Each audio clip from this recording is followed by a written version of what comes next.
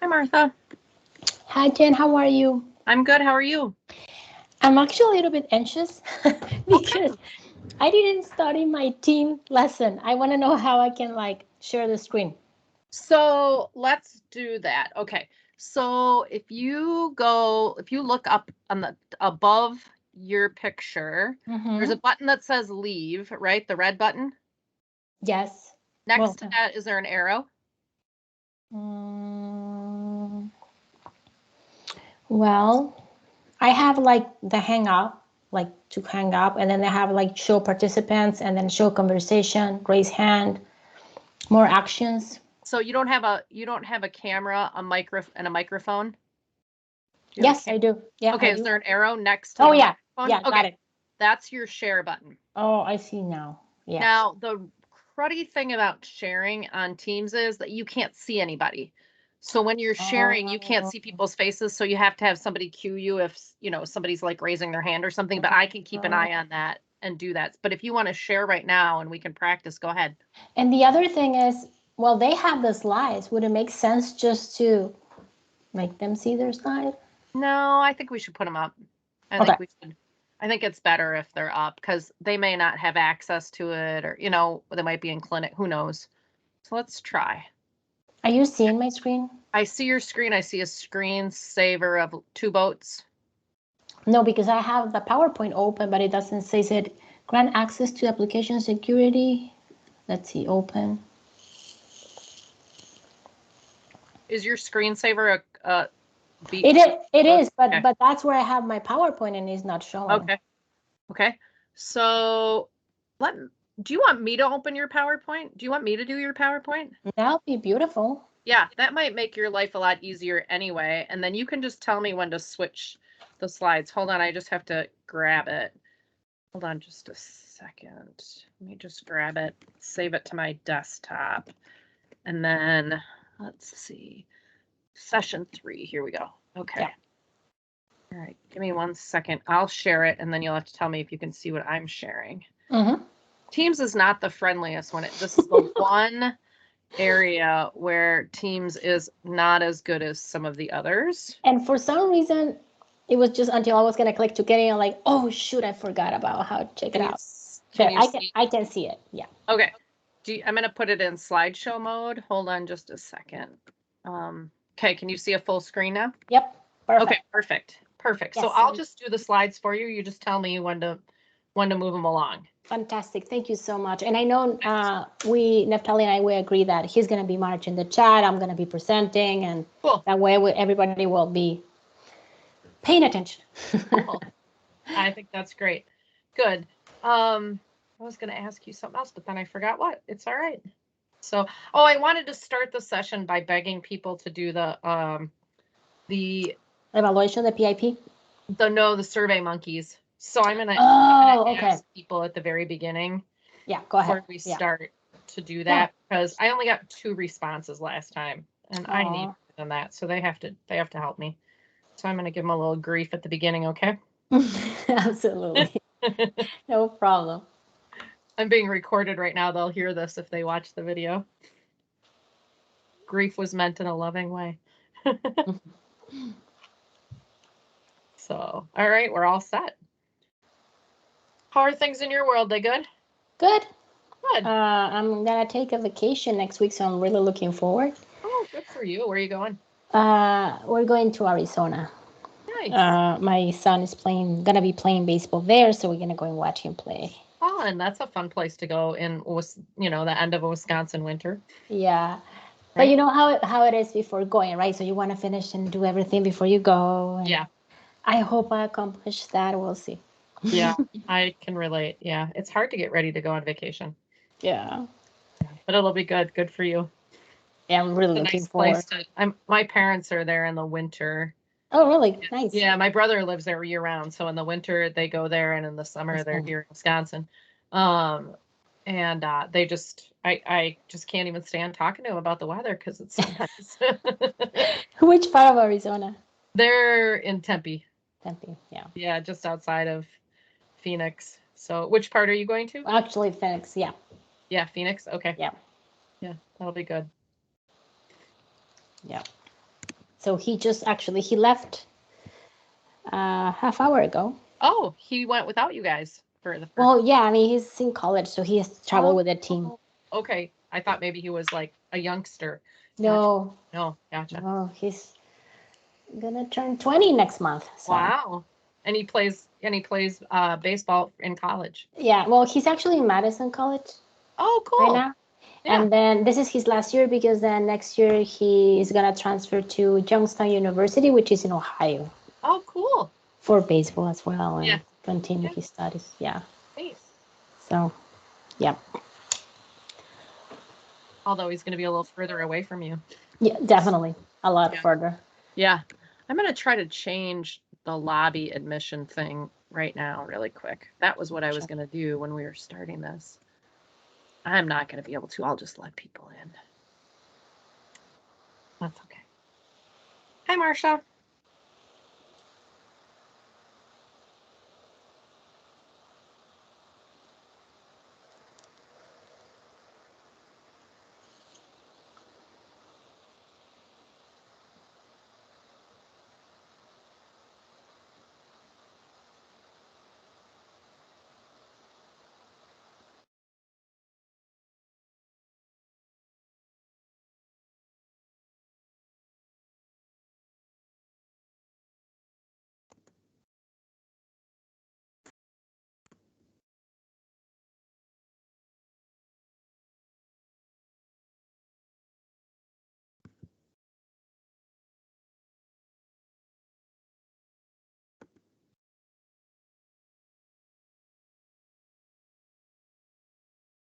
Hi, Karen.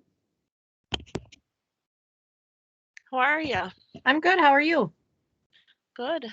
Good. Glad to hear it. How's your week going? It's very busy, but I'm learning a lot. Are you? Tackling some new things, so that's fun. And challenging, I'm imagining. Oh yes, always. Yeah. How about you? How was your week? Very good so far. Busy too, but really good. Excellent. Yeah. As long as we're not below 0, I'm a generally happy human being. So anything above like 25 or 20 even, I'm a pretty cheerful person. And sunny, I have to say. And so I usually take my daughter to dance class around 4:30, 5:30ish. Yeah. And it was depressing when I was doing that and it was already night, right? Like dark. And yesterday it really hit me like, it's daylight still. So that's another winter I survived. Yay. Yeah. Yeah. We did it. We're at the end of February is just the worst month. I mean, you're at the end of a long winter and the weather's always just terribly cold and gloomy. So it's nice to have sunshine and warmer weather.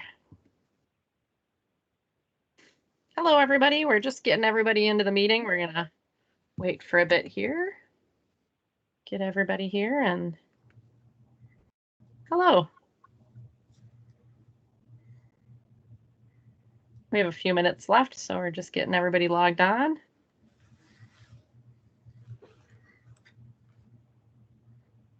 Can everybody see my screen? The PowerPoint? Yes. Excellent. Okay.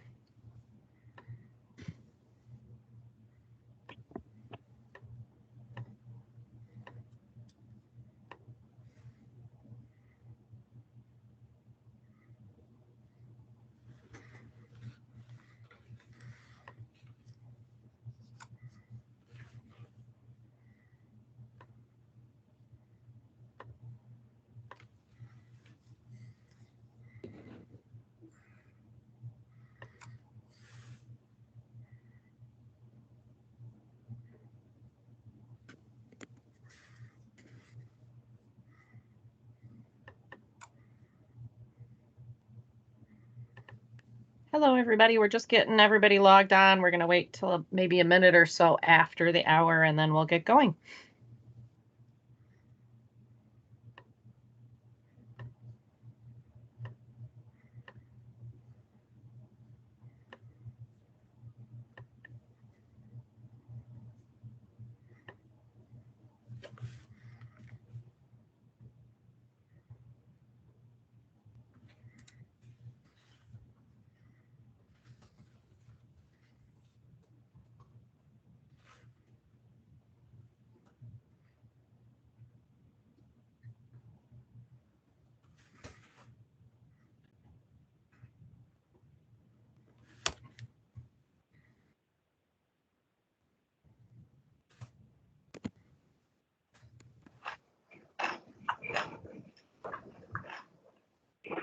Hello.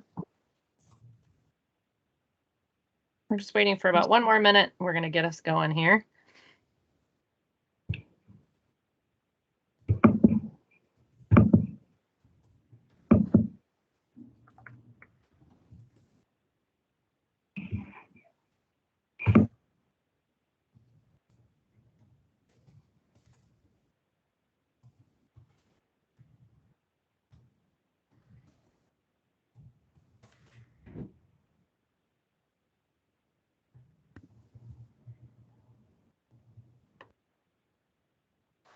All right, everybody, I'm going to start the meeting by begging. So unless you guys want me to have to do this again next time, please fill out the Survey Monkey after the meeting. We only got 2 back last time, and the grantors, this is part of our grant that we have to give that feedback back to them. So if you guys will please take just a minute to fill out the Survey Monkey. I made them really short. It shouldn't take you more than 3 minutes. So it's my little plug at the beginning of this meeting. And we are going to get started today. Neftali and Martha are going to present, and I'm going to run the slides for them so they can see you guys. So let's get going. Great. Well, welcome everyone. Thank you for joining us in this sunny Wednesday, at least for me, and I think for most of you who are here in Wisconsin. So today we have, for me, it's a very fun topic. It's actually how to kind of give birth to a BHC and help them, in their program. So we're gonna start providing today's material. Neftali is gonna help me monitor the chat. So please feel free to ask as many questions as you can. And if you wanna unmute yourself and comment something, feel free to do so. There was actually a couple of series of questions that we share with you guys before our meeting together with the slides. I can actually recall the questions. I'm so focused on my presentation. But I guess anyone that wants to comment on the chat or unmute themselves about what we told you guys to come prepare with.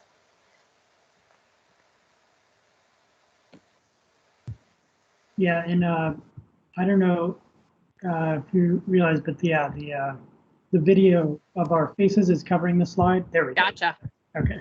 I have to put the video up to admit people in the lobby, so I'll just click on and off really quick. So okay, no problem. Yep, let me know when you're ready for me to go to the next slide. Yeah. Well, I guess you can do it right now. All right. Well, so we're gonna start with kind of inviting you all to kind of think about if you just have a hired of BHC and you want to help that person to start your program, what would be the best thing to do it? And the way that we divide it here, there's the initial phase, just as any new hiring, in which you have to help them adjust and add them to the company and system and all that. There's a process for the first month that we're going to describe today, the 90-day review, and then of course the ongoing process, right? So I want all of you, just start thinking about, you posted a BHC position and that person is starting like today. Then what we're going to do with that employee to train them well. You can go to the next slide, Jen. Thank you. So it's important to first have a welcome package. A lot of the times, BHCs, because it's a position that in a lot of places it's new, there's nothing that we can provide to them in order to guide them as to how they can get some support in their job, and even readings and or videos that they can use. So it's important to get prepared with a welcome package. And we're gonna actually share in our slides several books that can be helpful, literature for that new hiring person, and videos that can guide them. So the welcome package includes readings, videos. It also involves to make them part of your medical record, your system. So make sure, like if, for example, I know some of the clinics, they use Epic, to include them to Epic to make sure that the process is going well. A lot of the times there's difficulties with the name and the person, it's in the system, but they cannot bill, right? So there's a lot of those kind of difficulties, IT difficulties, so important to follow those. Invite them to get, to kind of add them to that behavioral health folder. If you had a folder, with handouts or material for your department, to give them access to that folder. Introduce them to kind of the flow of your clinic, like if they're gonna have meetings, or if you guys gonna do any in the morning huddles to meet with other staff. It's important to include them. Explain them also the agenda. So it's important that they know like how many patients they can schedule, in the morning and in the afternoon, what slots are for warm handouts. So all those details are important. It might sound very like normal to you because you're familiar with that and you that in throughout the clinic, but you have to understand that the new person is coming without knowing anything. So you really have to pay attention to those small details. For example, like how long they can schedule that patient, right? Or what are the slots that are open for follow-ups, and which ones should be open for warm handouts. And through that process, what we have found out is that it's very, it actually saves trouble or pains if you are following up and checking with that person very often. As many feedback as you can give right away, the better. That's why the rounding, it's important to ask questions and expectations and to checking very, very constantly. We can go to the next slide, Jan.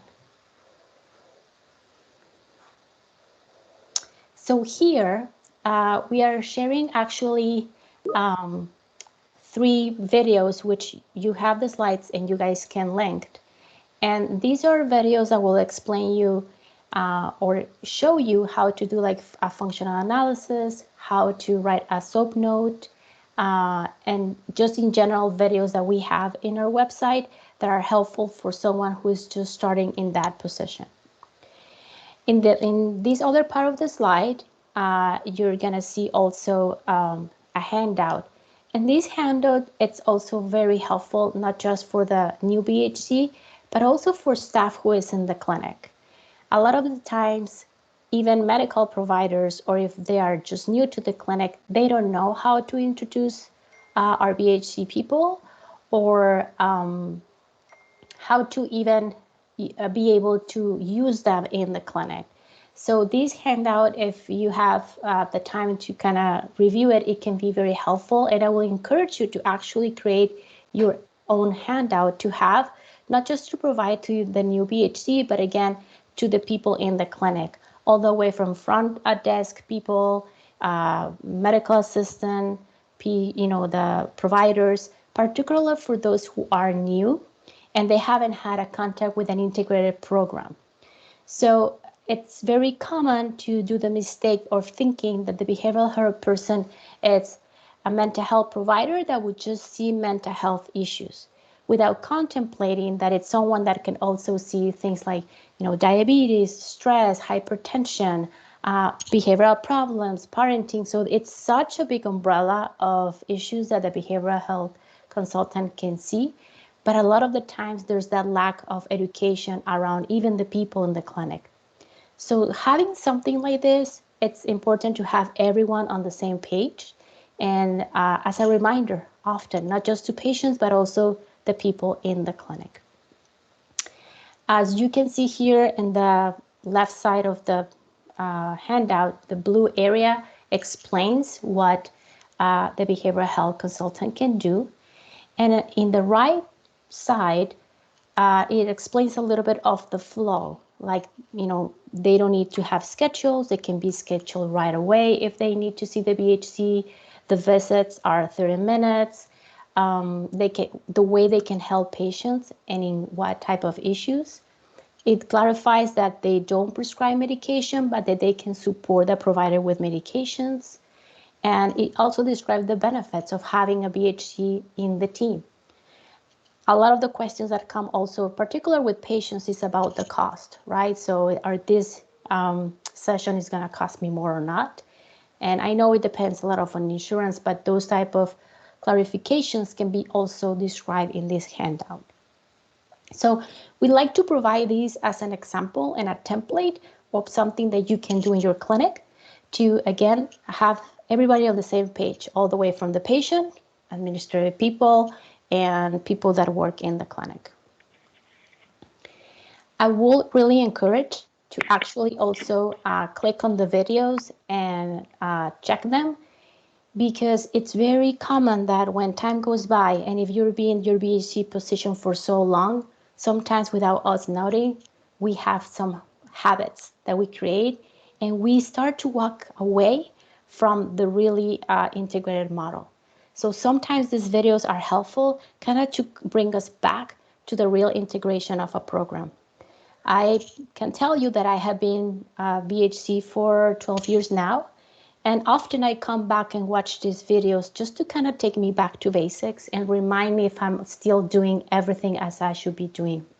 Particularly, for example, when the COVID came and a lot of the things were changed, I realized that in my own urge to adjust to the change, in some areas I was walking away from some of the very basic things for BHCs, like how, to communicate with my providers, because we came back to, we were in telemed, right? So how to communicate with the providers and kind of do that closing loop after seeing a patient. So those little details, they were things I was missing when I was adjusting to that change. That's why I always encourage that if you even are BHC with a lot of experience, to once in a while come back and watch those kind of videos that can set you the ground as to the very basic. Encourage students to watch them and kind of that they can report to you, what is their reaction to the videos, what are the things that they feel they're going to struggle, and kind of process those type of videos with them as well. We can go to the next slide. So these are readings that we always recommend students to read, particularly in the beginning, in which, for example, they're having some downtime while they're getting, add to EPIC or things like that. So these are very important readings that they, can start looking into them. I will say that when a new BHC starts in the clinic, it's like the Bible, like it's the list of books that they at least have to see or read. If you see in the bottom, we have a link, integratedcareconsultation.com. You're gonna find a lot of resources and books there that you can easily, send someone to that link so they can identify, the cover of the book and what they can find and things like that. And the good thing too is that there are also PDFs already available, so there's no need to either purchase the book or anything like that. So again, we're kind of sharing with you guys what we think will be helpful to give to someone that is coming on board to your team. We can go to the next slide, Jen. Okay. So a very important thing, it's how we're going to introduce our BHC, right? So one important new step is to help the new BHC to start writing and creating their introduction, how they're going to introduce themselves to patients, right? And remember the hangout that we described before, that I think it's helpful also to providers and medical assistants to see, so they know how they can introduce their VHC person, but also in which topics to include them. Well, sharing the introduction of a BHC to new providers or new medical assistants or new people in the clinic, it's also helpful, because we want to make sure that introducing this person as someone that is part of a team, right? I think sometimes it's easy to make the mistake as to think, oh, if they have the licensure of psychologist or social worker, to introduce that person as a therapist, right? And we don't want to do that, because by doing that, we're already giving the message that this is going to be a traditional, mental health service, right?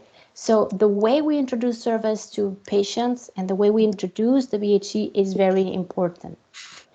So if you kind of zoom in this kind of handout that you have at your left, it describes how not to describe or introduce your BHC. So we want to avoid words like counseling, therapy, or you're going to see mental health issues, because we want to set the expectation that the behavioral health clinician, it's going to see not just mental health things, but also things that will improve in general the health of that patient as a team and be part of it, as part of the team of the clinic. So here are ideas that you can share with providers when they're introducing the BHC. It all starts with teaching really well the staff of your clinic, how they're introducing. Remember that your provider, it's going to be the front door to the patient to introduce you. So if the provider is not introducing you correctly, when you come and see that patient, the expectations are going to be off. The expectations of the patient, of what he's thinking that you're going to be doing with them, which what you have in your mind. So it's important to take into consideration the suggestions that we're describing here. It also helps with the resistant to be seeing someone with a mental health issue. So if, a lot of the times the doctors can introduce as, I'm going to introduce you to someone of my team that I always make my patients see in order to improve their health. Or it's a referral that I usually, make when patients are struggling with situations like this, if it's stress or anxiety, or if they're having difficulties with the diabetes control. Well, usually patients who are struggling with this, I like them to meet someone on my team that will help you work with issues, the issues that you're dealing with, and kind of they introduce you. So if you really take a close look to the handout, there's no words about, so you can, review your trauma, or so they can work on you on your mental health struggles. So we're running away from those type of languages. So it actually also allows patients who never had the experience to deal with someone who can work integrated with their mental health issues together with the physical health, to get an experience of what it means to talk to someone like you that can see the person holistically together with their doctor and the completely group at the clinic, and help them in whatever issue they're dealing with. So I know the letters here on the screen are very small, but everybody received the slides, and if you kind of zoom the handout, you're going to be able to recognize important information that I think it's helpful for not just you in the BHC program, but your providers to help you introduce your BHC person. One of the things I think it's mentioned here in the chat that I'm seeing, it's that when we introduce our BHC in another language, and in this case, it can be the Spanish, if we use the word behavioral health consultant, that word doesn't mean nothing in Spanish. It actually doesn't make sense if we literally translate that word. And that has been always a controversy topic into how you will introduce yourself. So one idea, and me being Spanish speaking, provider, what I have come across with is that I don't say my label. In Spanish, what I will say when I introduce myself, I describe the things that I can help the patient with instead of describing a label of my role, because that can create a lot of confusions. So instead, I will come across, and instead of saying I'm a behavioral health consultant, I will say I'm part of the team with your doctor that can help you with X, Y, and Z. That I have found it being very helpful in the Spanish or Latino culture, but also in other cultures in which there's a lot of stigma around mental health. So instead of, again, mentioning the title, describe what you do. Okay.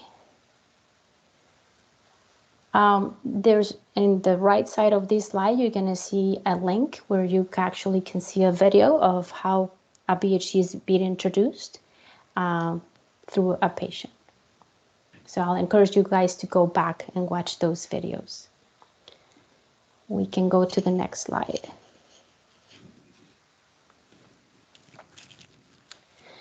So we talk about, how we want the team to introduce our BHC. But the second very important layer is how the BHC is going to introduce themselves.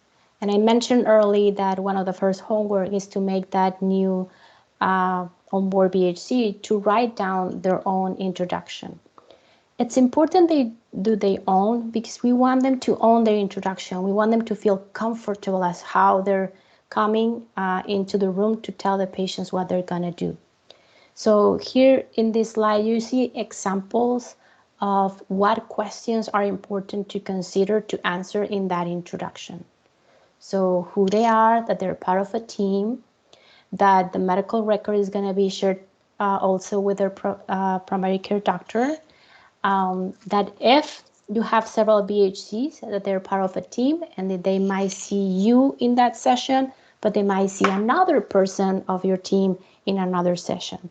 So you want to make sure that they're not having the expectation that they're always going to see you every time they come to clinic. Again, this is in those cases in which we're talking about BHC team, in which there are different providers. It's also very helpful, and I'm going to say personally from the provider side, because if for some reason I'm sick or I cannot make it to the clinic, I know that those patients that are scheduled are going to be covered by another BHC that works in clinic. And there's not going to be any angry patients or someone that will be upset because they didn't see me. And that's one of the benefits to be part of an integrated team in which you are working together as a team with other providers and you can help each other. The other thing that I have heard from patients that they really enjoy being seen by a team is that we all bring a different style in our clinical skills. And you're giving a more enriched service to the patient when you are part of a team and you're able to share their care with others, right? So sometimes I will come across and they will enjoy the suggestions that I did in clinic. But then if in a month they come back and they're being seen by another BHC, that other BHC had other techniques and other styles that might be benefit also for the patient. And that's one also of the selling points I describe to patients when they are kind of reluctant because they're going to be seeing different people. And once I clarify them that everything is in their chart, that they don't have to tell the story again, that they can, whoever sees them in the next BHC will read the note and will continue with the session right there. They understand that we're seeing as the same persons who are inside the BHC team, right? So again, this is a handout that will be very helpful for you to show to your onboard new BHC, so they can read the important information they need to include in their introduction. Then I will invite you to let them know to write their own introduction, and then you can actually review if it's accurate based on these different bullet points of information that they need to include. And then practice the introduction. Practice in front of the mirror. Practice, it's actually a homework they need to do. So when they come across and do that introduction with the patient, if it feels natural, it flows good, and it provides in a very short period of time the expectations of that session. We want to make sure that, again, all the way from how the provider introduce our services to the patient, the way the BHC comes and introduce themselves, it's very cohesiveness and it has sense. We don't want a provider saying, oh, you're going to be seen by someone who's going to treat mental health issues, and then you come and say a different thing. So it's important to have everyone on the same page so the patient can see the same information of who you are since the beginning, right? That way, when you start your sessions, they know that it's going to be a 20 to 30 minute session, how you're going to help, and why you're there to help them in the issue that they were referred. We can go to the next slide. And Nev, I just want to make a pause here. Is there anyone doing any questions or anything that I haven't missed on the chat? Because on my screen, I see my chat super small. No. There's nothing yet so far, so you can proceed. Great. Okay. Just guide me if that's the case, because my screen, I'm seeing the slide. Great. Well, now, some of you might already heard the philosophy of the primary care of the 4 C's. And this is very interesting because a lot of the times, the type of people that we see in clinic are people that have never before had the experience to be seen as a holistic way, in a way in which they're seeing their their mental health issues, but also their physical health, right? So usually those people first will come to their PCP or the clinics that you work dealing with a health issue. And they're thinking in their mind that that's what they're going to be seen for, and just that. But one of the primary care C's is that, well, it's the first contact. So the patient, let's say, doesn't have a medical home, so they start going to your clinic, or for the first time they have a medical issue and they come and see you, which sometimes happens. So you are the first contact, right? That clinic is the first contact. In the primary care model, there's continuity because they will come and see you, and maybe they come every year for their checkup, or regarding if they have, again, hypertension, they will come and follow up with you with the PCP, not with you, with the PCP every 6 months, and so on. There's a comprehensive care because when the patient arrives to the clinic, they're going to see them from all the angles, right? If they need blood, if they need to go to lab, if they need x-rays, if they need to see the dietitian, and if they want to see the BHC. So it's a comprehensive care. Like they're coming to the clinic to be seen in all those aspects. And then the coordination between all those providers, right? So those are the 4 C's of the primary care. The very cool part here that I want to share with you guys, it's the Primary Care Behavioral Health Gather. And this acronym really helps for someone who is just jumping on board to be a behavioral health consultant. What are the things that they need to really be thinking about when they're working in a primary care setting? So the G is that they're generalists, right? They're just not there to see the depression or anxiety. They're there to actually see every type of issues. Like we mentioned in the beginning, diabetes, hypertension, parenting issues, relationship issues, stress. So they're generalists. They want to help the patient in any struggles they're having. They're accessible. So they suppose if they need you, see you there that same day when they're coming to see your doctor. We want to avoid that go to the other building 4 weeks from today to that appointment. No, you need to be accessible. So the BHC needs to be accessible to see that patient right there in the moment. That also gives a clue to the new person that it's the new BHC, that if they're seeing a patient and they're interrupted, it's okay to be interrupted, and it's okay to come and see another patient because they need to be accessible, right? So remember that we're thinking about this acronym as to the things the new BHC in your agency or site needs to be thinking about, right? Team-based. So the new BHC needs to communicate with all the team. We don't want it isolated in a room, just seeing patients. We want them communicating with the providers, with the medical assistant, and working as a team, even with the front desk person. So we want them to be involved of the clinic in a team-based care way. And just as they are also receiving, patients and reporting to the primary care doctor what's going on with the patient, they can also help the provider deal with situations they're struggling. So they're also consultants for the providers, right? Like if the provider is struggling, as if this is a patient that will need extra wide treatment, or it is a patient that it's okay to be seen in the primary care setting, you can jump in as a BHC to support the provider in make that decision. That's actually part of the role. The high productivity, we want that BHC to have a lot of patient penetration in your clinic. So we don't want them to have a caseload of 10 patients and always see those patients. We want them to be available and to be able to see as many patients as they can in the clinic, right? So that's why it's important to check how much they're doing those follow-ups. Not everyone should be following in 2 weeks. Some might be in 2 weeks, some in 1 month, some in a month and a half, because we want them to be able to see as many patients as they can and cover from the clinic. The BHC is also an educator, not just to the patients, but like I mentioned before, to the provider, right? So a lot of the times I'll come across with providers in which they're having a very hard day that day. They're struggling, they're seeing very hard cases, and then they get overwhelmed.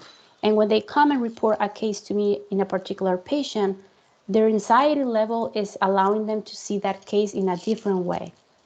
So if I'm able to see the issue of the patient with another lens, I can come and educate the provider in regards to, no, things can be seen in this way, or let's try this other style or treatment, or I think if they follow with us with the next meeting, in the next appointment, and then they follow with you after, maybe that will be a good combination of how to treat these patients. So again, you want to be an educator not just for the patient, but also for the provider. And I will insist, people in the clinic. Because a lot of the times our medical assistants, sometimes they don't know how to use you, right? So let's say if a provider is behind seeing patients and a patient is sitting down in the room waiting for the PCP, that's a good opportunity for you, if you're free, to come into the services as a BHC. So those are the parts where you can educate the staff that you're working with. And then the R as a routine. So the service of the BHC should be part of the routine that the patient sees when they come to the clinic, as it should be part of the routine of the providers to come and reach out to you when they need that support in a particular case. And not just mental health cases, remember, any health issue.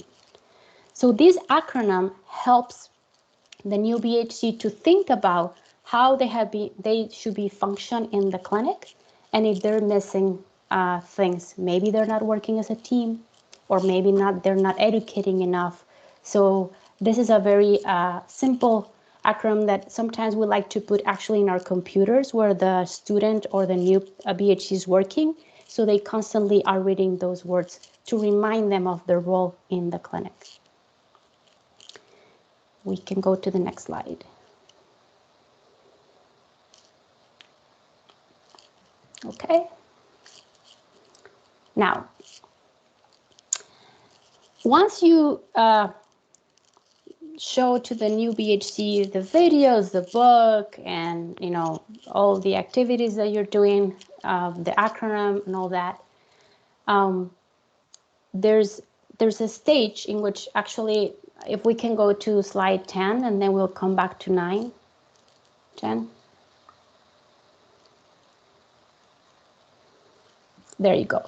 So there's a stage in which now that all the information is given to the new BHC, we want some shadowing in the first month to happen.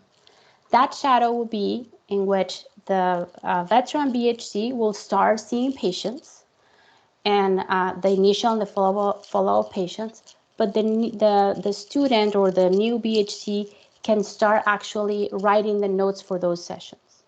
That's going to allow the new BHC to start thinking of the functional assessment and how to write a note, and now put into practice all what that he or she had read or seen in the videos. So it's very important, that shadow interaction, in which you want them to see you have sessions, initial and follow-up sessions. After a while, then we will gonna reverse that. We're gonna have the new BHC lead the session, and and you can actually kind of scribe the notes or kind of review the notes they're writing as well, right?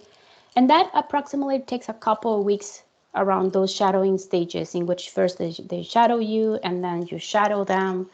And then you can let them be on their own in those initial sessions in which they introduce their BHC, they introduce the BHC services. They're kind of, start thinking in the first functional assessment, and they come and report to you and they write the notes. You can start leaving them alone on that while they continue to shadow you in follow-up sessions. And then, there's going to come a point in which you're going to realize they're ready to be on their own. But it's very important to always have that debrief part, always, even since the shadowing or the reverse shadowing or in their own. One of the benefits of this model is that the feedback needs to be given right away. And that's more impactful in their training and how they will adjust to the model. So make sure that if you're having someone on board, that debrief moment and feedback is given right away. After that month of shadowing, and you're starting to leave that new BHC alone and doing their own sessions, then we can go to the slide 9, and I will explain, Jen, which is the slide before. There's this tool that is helpful. This is a tool in which the provider can actually evaluate themselves as to how integrated they're doing their role in sessions, and they can evaluate what areas they still need to work on.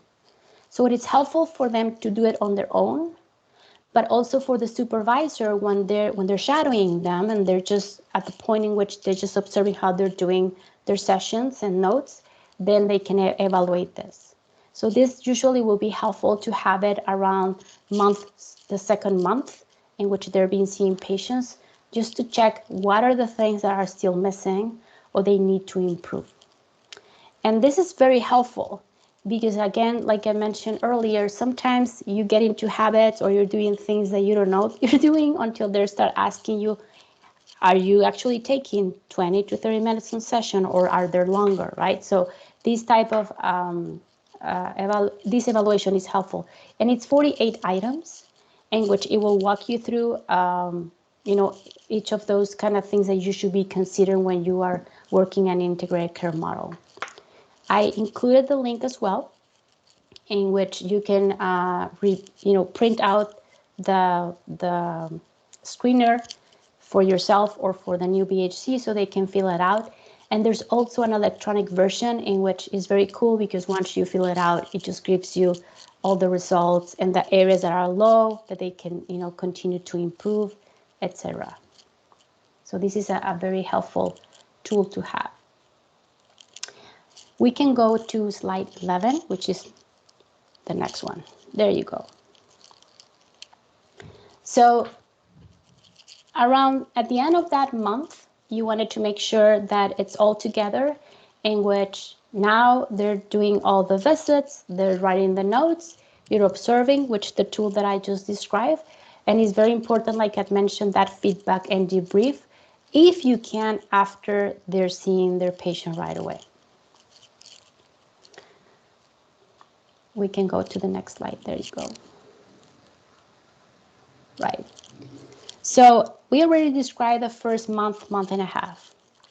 At 30 days, at the 90 days, which is the 3 months, it's helpful to check the metrics. That means are they starting to see more patients, or are they stuck with the same patients, right? We want to make sure that they're actually seeing more different patients in the clinic, and they don't start to develop like what we call a caseload in traditional mental health, right? So it's important to check those metrics. The open slots. It's very common in the beginning that the new BHD will start following up every 2 weeks, every 2 weeks, every 2 weeks. So then what happens is that then you don't have openings, right? So it's important to evaluate the agenda and see if their follow-ups are varied. So some are 2 weeks, some it's a month and a half, some maybe no follow-up. So we want to see a variety of follow-ups, not every 2 weeks. And the only way to check that is to evaluate the open slots that are available. So if you check your days and there's no open slot in the next 2 weeks, it's important to come back and provide feedback. Then what is happening in the rationale behind as to when they're wanting that patient to come back and see them. The BCH core competency tool, like the one that I show you guys, that's a good time, like I said, between 2 months or 3 months to do that tool and observe what are the things that can be improved. And go back to the basics. A lot of the times they need to go back and watch the video again and kind of click what are the things that they're missing in session compared to the video they need to watch again. Sometimes I think it's valid to say that when you watch something or learn something but you haven't applied it, it's hard to really understand it. So for some students or for some new BHCs, it's helpful to actually watch the videos, the readings and all that, but then they start doing the work and then go back and review the videos again, because it has a different meaning now that they're actually doing their work in clinic. And the feedback, not just from you, but also from people in the clinic. How they're, it's the new BHC being welcome, like when the provider comes, they're having eye contact. Are they turning their chair when the provider comes and talk to them? It's common that in the first months, because of the anxiety they're dealing, they see the provider coming and they kind of knuckle in their computer and start writing, and they don't even acknowledge that those nonverbals to kind of turn and see the provider or welcome if they have a patience for them. So all the feedback, it's important, not just from you, but from the complete team. And well, I want to give credit to, there's 2 good colleagues and friends that we have at CFHA, which is Bridget Beachy and David Bowen, who are 2 great BHC who have worked a lot in develop the onboarding process. And we kind of took a lot of information that they have shared with other teams and trainings with them, and you can find them through the slides, but also we included the link because we believe there's a lot of helpful information that you can use for your site if you're introducing someone to the team as a new BHC. So this is like the process from month 1 to 3, how to step by step put on board someone into the team. What I'm curious is if any of you in your own clinic had this process before, or you was just kind of thrown into, let's do integrated care. For those who already have the program, maybe for those who don't have the program yet, I think this is a great step-by-step map that you can use to start developing the program. Yes, and I can't emphasize enough how important it is why we went to so much trouble to describe in as granular as possible way the steps related to kind of onboarding. Again, not because what we have developed here is like, completely perfect or the only way to do things, but because if you're not intentional about it, we find that programs often have problems later on. So a lot of times programs will get Martha and I on to consult with them maybe 18 months after they started, but they never worked with their clinicians on how to introduce themselves. And they never worked with the team on how to introduce services. And they've found model drift over those 18 months. Or they brought one person on, but then they had a new opening and brought someone else on. And that first person was great, did all this great stuff and did it intuitively. But the next person doesn't have any training materials, doesn't kind of know what they're doing. And then they start doing something very, very different than what that first hire did in their role. So having this more structured, intentional onboarding experience is really, really crucial. So yeah, let us know either in the chat or right now. Does this make sense to you? Do you have process like this already? Or if you're a clinic that doesn't have a program up and running, do you have some questions or concerns about how to make this a reality? I want to also add that for those who were present in the last session where we introduced the PIP, that's also a tool in which you can identify and where are the areas where you can start changing or including integration. Maybe, some of you are not even starting the program, but you're already doing things that are integrated, like maybe the follow-up with patients or the the way you kind of schedule patients. So if you haven't filled out the PIP, I think that it's an invitation for you, but also invite people of your site to do it. And if you want, you can reach out to me and we will be able to evaluate that data and present that data to your particular site individually in our one-on-one to identify and help you have a starting point in which where you can start your integration, right? And I'm thinking maybe right now it's not the position for you to hire someone new, and that's okay. But the PIP can be a tool in which we can identify where can you start based on the needs and what you can do right now in your site. We recognize that each site has different stages, different needs, and also different budgets and resources. So feel free to again reach out to me so you guys can start, so we can guide you through that process. Remember that part of all this is that you guys can have one-on-ones with us and we can customize what you need in your site. So Martha, there's a question from Anne. She says, we don't have a program yet, wondering how you would onboard the clinic's first ever BHC. And Anne, if you wouldn't mind unmuting, it would be helpful for us to ask you some questions that would help us to answer your question, primarily whether you are you have any behavioral health personnel at all, or just are a clinic that is just implementing integrated care, period, from the get-go. So if you could describe to us where you are in your process, that'll help us. Yes, we are independent family practice internal med clinic. We have no behavioral health services on site. We have a psychiatrist that our providers can consult with on an as-needed basis to titrate meds, things like that.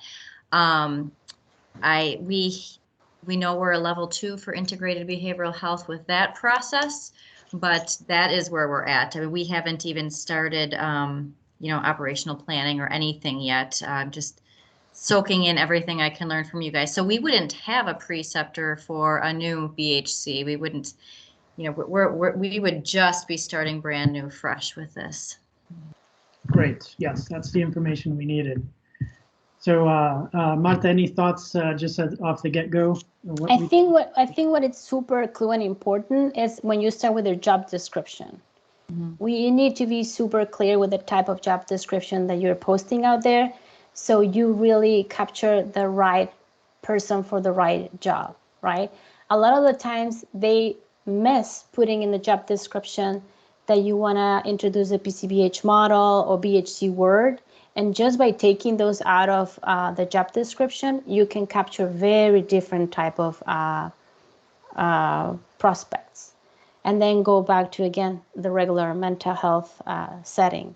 So it starts with that job description, how well you're going to write that down, and then the process of the interview.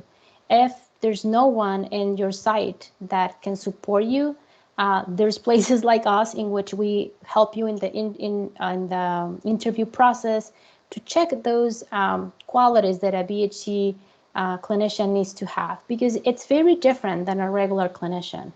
I'm not saying there's wrong and right, there's just different, right? The pace is different, the way they think it's different, the way they process in session is different, the team approach, it's different.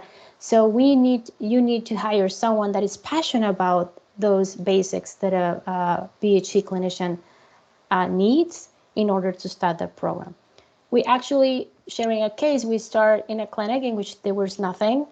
We help them through the process of creating the job description, the interview, and they start a pilot with one BHC, and she's fantastic. She's great. She got it. And no one, from the clinic that can shadow her, but she came with that knowledge already, and we were also guiding her and supporting her. And right now, the pilot is done with great results. So they're actually increasing the program now. So they're posting the second person for the BHC. So I think it starts with that job description and getting support. So Thank you so much. One quick question. Did you say you do not include the BHC verbiage in? You do. No, you do. Okay. Okay. Yeah, so in other words, what we find is that job descriptions that are posted for these kind of jobs are too generic, right? So if you're posting for, licensed clinical social worker or psychologist who can help our providers with treating their patients' mental health care, that's too generic. It's going to draw any number of people with ideas about what working in a medical setting might look like, whereas we really want to communicate, no, we're working in this particular model of care. We use those words. People who are aware of that will know that. If they do a search term for those words, it'll come up with what that means, and that'll help you draw the right kind of person. So basically, a key piece of the answer that we have is the most important thing is going to be that first hire. In that first hire, the other thing that Martha alluded to, but I'll say more directly, is that the first hire is often going to turn into, not always, but often going to turn into your director. So they're the one that are going to usually become the one that holds that program as it grows over time.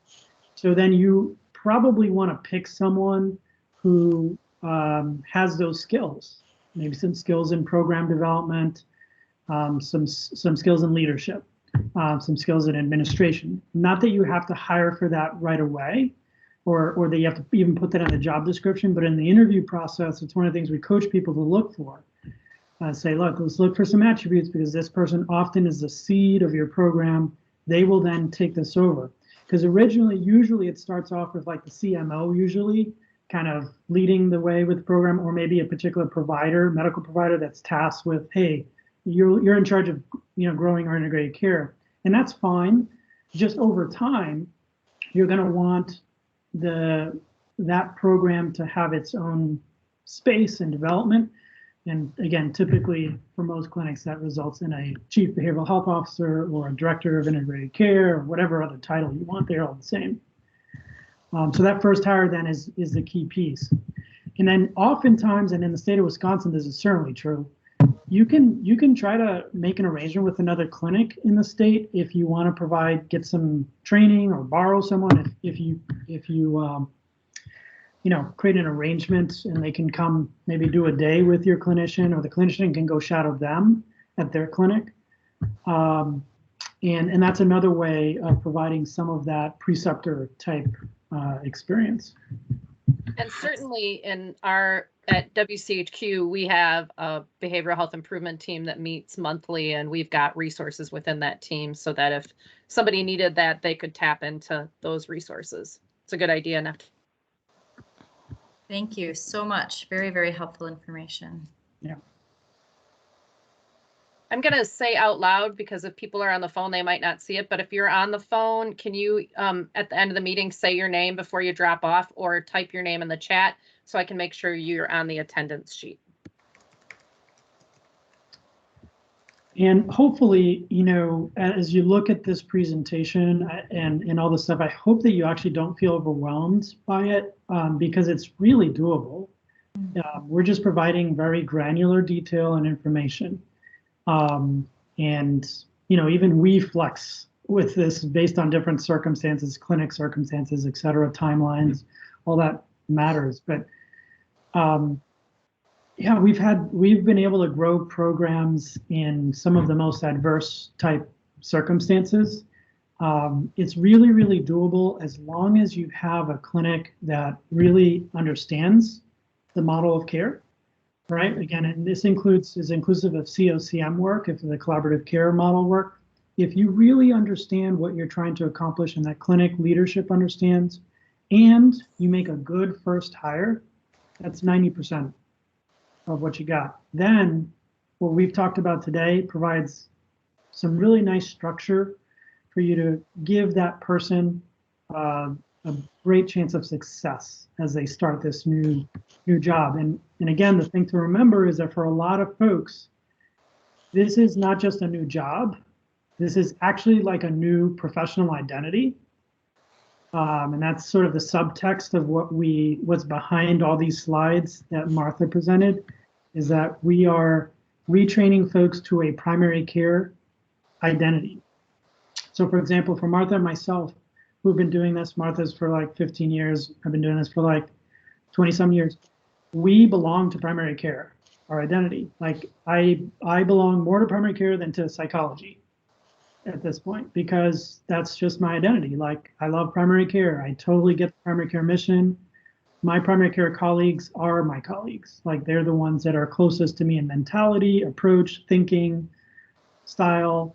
You know, you can drop Martha and me into almost any primary care clinic in the United States, and we can probably start working today, right? That's the mentality that you want to train, but that's not where most of the folks you're going to hire start with. So you have to provide some pathway. And that's what's different between this and hiring for another family medicine practitioner.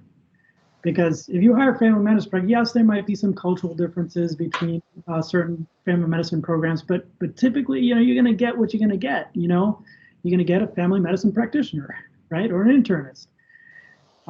That's not true with this. You really have, it's a process of creating a new identity, a new affiliation. It's wonderful. Thank you. Thanks, you guys. We are coming very close to the end of our presentation today. And I'm going to put in one more plug for those of you that weren't on at the beginning of the call. Please fill out the Survey Monkey. After today's session, I'll be sending it along with the notes, because we do need that for our AHW grant. We have to provide that information. So please do that for me. And it's really important that we hear your feedback, because I share that with Neftali and Martha. I don't tell them who said it, but I tell them what the feedback is so that they can think about that as they're getting ready for the next presentation. And they really have been very thoughtful about what you've had to say. So thank you guys. Yeah. Any last thoughts from anybody? Yeah, any last thoughts, please share mine. Just my last thought is, you know, if you're just wanting to talk some things out one-on-one, just remember to reach out to us, please. We're happy to, this is essentially what we do all the time. We troubleshoot with folks, really granular details about how do I get started here? What do I do? What about this situation? What if I have someone and I don't know what to do with them? Whatever it is, just connect with us. We're happy to connect. And remember that we did write one-to-one technical consultation into the grant, so you guys have that available as much as you'd like from Martha and Neftali. So please use it. I can tell you one of our Health Systems has been using it and has been very pleased. It's helping him get integrated care started in his health system. So please go ahead and let me know, and I'll connect you guys and you can use them. They're terrific. Thank you guys. Thanks everybody. Thank you. Bye-bye. Have a good day, everybody.